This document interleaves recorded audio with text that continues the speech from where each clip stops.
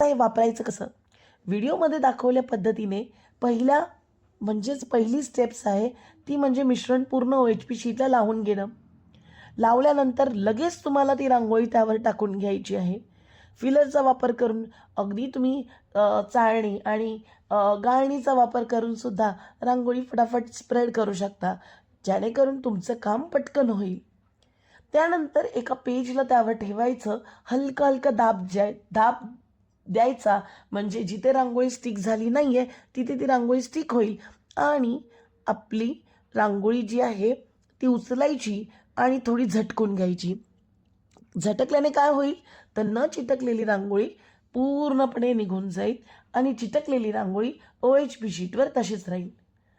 हे पहिला स्टेपचं लेअरिंग तुम्हाला अर्धा ते 1 तास सुकवायला ठेवायचं आहे आणि त्यानंतर आपल्याला करायचं आहे सेकंड लेअर.